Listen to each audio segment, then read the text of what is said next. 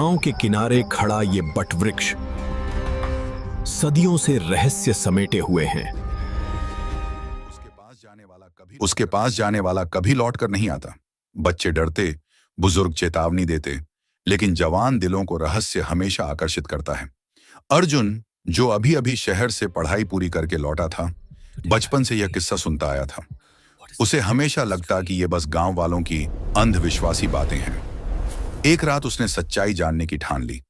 चांदनी रात थी, ठंडी हवा बह रही थी।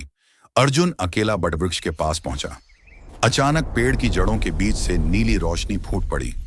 ऐसा लगा जैसे जमीन के नीचे कोई छुपा हुआ दरवाजा हो। अर्जुन का दिल जोरों से धड़कने लगा। वह पास गया और रोशनी की ओर झुकते ही जमीन फट सी गई। उसके सामने एक संकरी पगडंडी थी जो गहरे अंधेरे में उतर रही थी। हिम्मत जुटाकर वह भीतर चला गया। जैसे जैसे वह आगे बढ़ता, अजीब सी फुसफुसाहटें सुनाई देने लगीं, मानो सैकड़ों लोग उसके कानों में कुछ कह रहे हों। उसकी सांसें तेज हो गईं। अचानक उसके सामने एक विशाल गुफा खुल गई। बीच में एक काले पत्थर का सिंहासन था, जिस पर एक परछाई बैठी थी।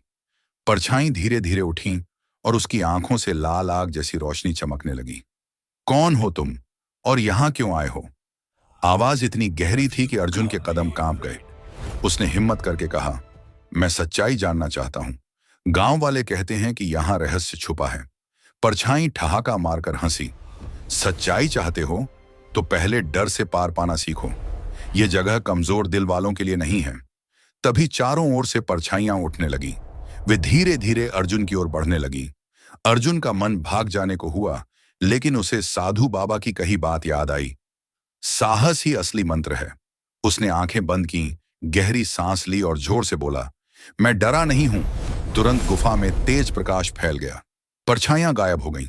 अब सिंहासन पर वही परछाई नहीं, बल्कि एक वृद्ध साधु विराजमान थे।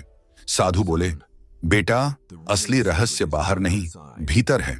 ये पेड़ उन लोगों को ही राह दिखाता है जिनके दिल में जिज्ञासा और साहस हो। तुमने डर पर जीत पाई, इसलिए तुम विजेता हो। इतना कहते ही सब दृश्य धुंधला हो गया और अर्जुन ने खुद को फिर बटवृक्ष के नीचे पाया। उसके माथे पर पसीना था, लेकिन आंखों में आत्मविश्वास की चमक। उस रात के बाद गांव में अर्जुन को सब अलग नजरों से देखने लगे और बटवृक्ष का रहस्य वह अब भी वही था, जो सिर्फ निडर दिल वालों को रास्ता दिखाता था।